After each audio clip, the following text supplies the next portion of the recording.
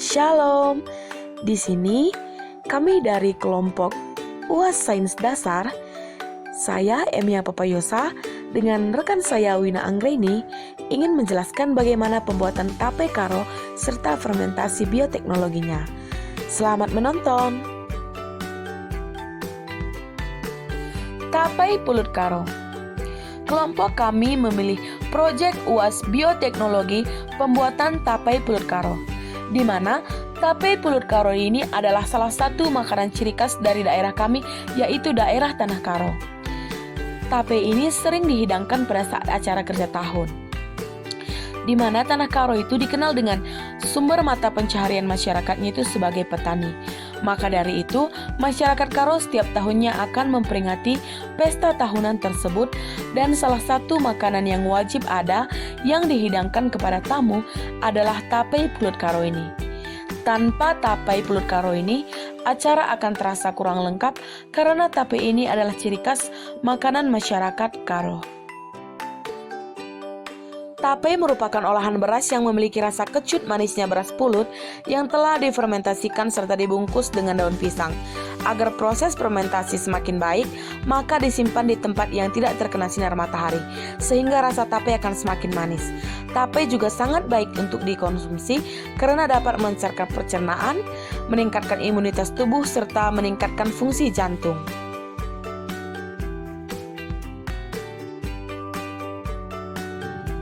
Tape daerah Karo memiliki nilai jual yang lumayan tinggi dan mampu meningkatkan kondisi perekonomian masyarakat Karo.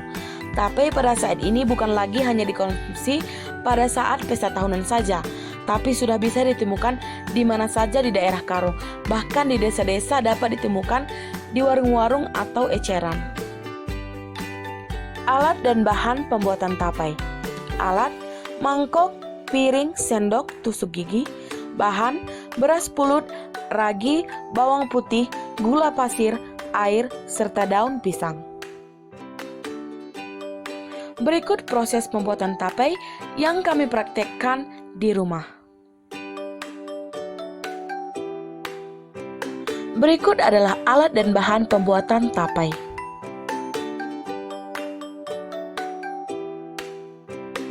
Langkah pertama, tuangkan beras pulut ke wadah penanak nasi. Dan langkah kedua, tuangkan air untuk mencuci dan memasak pulut tersebut.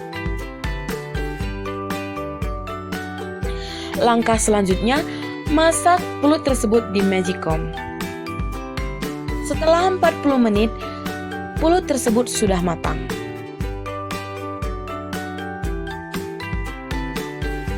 Setelah itu, pindahkan pulut tersebut ke wadah yang telah dibaluti daun pisang untuk dibolak-balik agar pulut tersebut dingin. Setelah pulut dingin, kita melumuri dan memercikkan air geprekan bawang putih sedikit demi sedikit dan secara merata. Setelah itu, kita juga memberikan sedikit demi sedikit secara merata ragi dan gula pasir agar nanti fermentasinya dapat menghasilkan hasil yang baik dan mendapatkan rasa yang manis juga.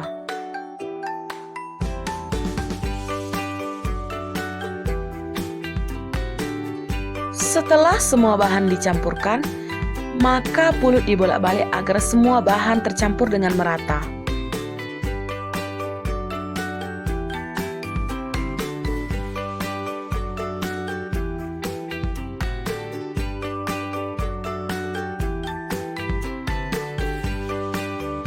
Setelah bahan tercampur dengan merata, kita akan melanjutkan langkah selanjutnya, yaitu membungkus tape dengan daun pisang.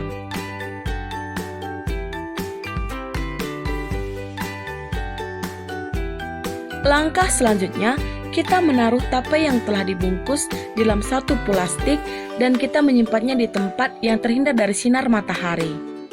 Setelah itu kita menunggu 2 hari hasil fermentasi dari tape tersebut. Setelah 2 hari kemudian, tape yang kami buat telah jadi. Di sini Tekstur tape yang kami buat memiliki kadar air serta memiliki rasa yang manis.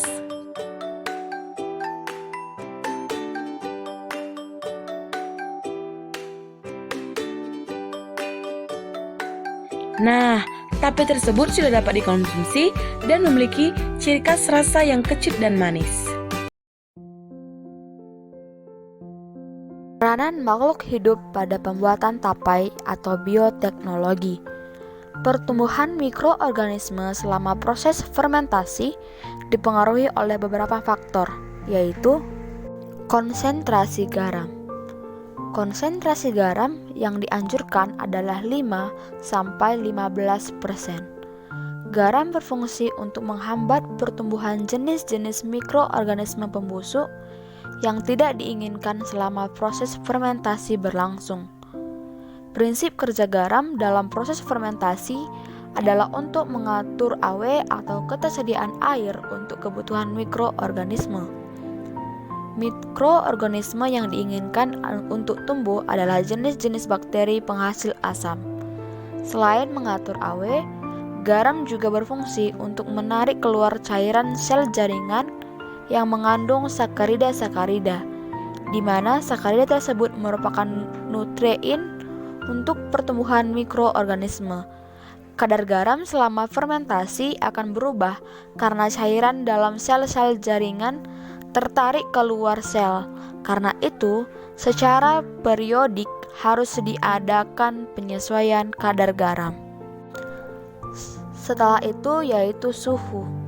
Suhu selama proses fermentasi sangat menentukan jenis mikroorganisme dominan yang akan tumbuh.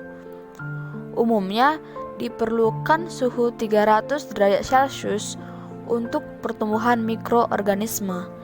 Bila suhu kurang dari 300 derajat Celcius, pertumbuhan mikroorganisme penghasil asam akan lambat sehingga dapat terjadi pertumbuhan produk.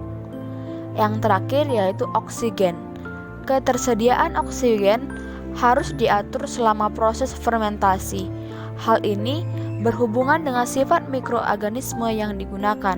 Contoh, kamir dalam pembuatan anggur dan roti biasanya membutuhkan oksigen selama proses fermentasi berlangsung. Sedangkan untuk bakteri-bakteri penghasil asam tidak membutuhkan oksigen selama proses fermentasi berlangsung. Oleh karena itulah, proses fermentasi pada ketan yang tertutup rapat lebih cepat dibandingkan dengan ketan yang terbuka. Setelah melakukan penelitian, ternyata dapat disimpulkan bahwa fermentasi yang terjadi pada tape ketan atau tape pulut terjadi selama 2-3 hari. Selain itu juga, dalam proses pembuatan tape ini ada hal-hal yang harus diperhatikan supaya proses fermentasi tersebut berlangsung secara sempurna. Selama proses fermentasi tidak memerlukan oksigen.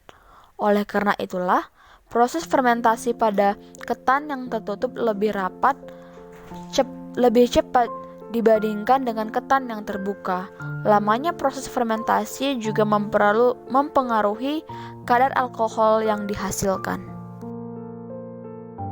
Berikut adalah hasil penelitian dalam proses fermentasi dengan keadaan penyimpan ketan terbuka dan keadaan penyimpanan ketan tertutup.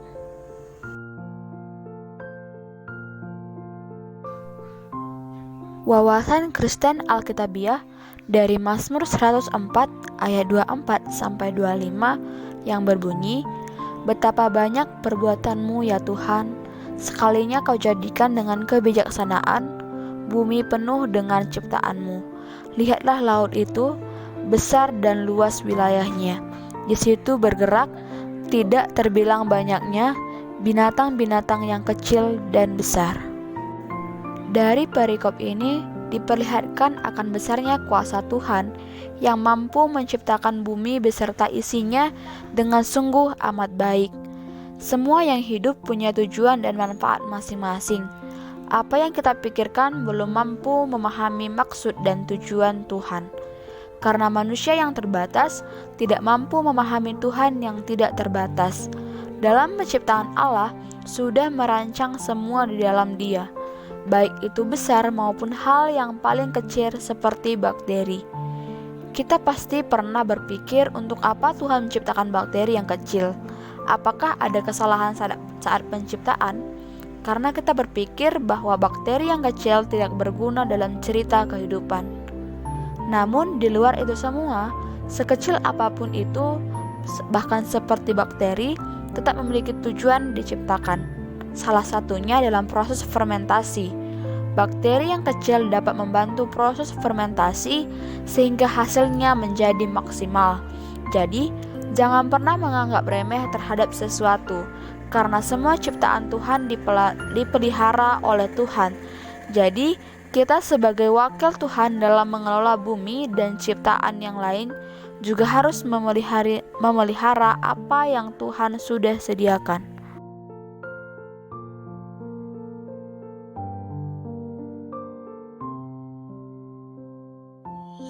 Inilah hasil proyek UAS proses bioteknologi kami. Saya, Emia, dan rekan saya, Wina, mengucapkan banyak terima kasih. Tuhan Yesus memberkati.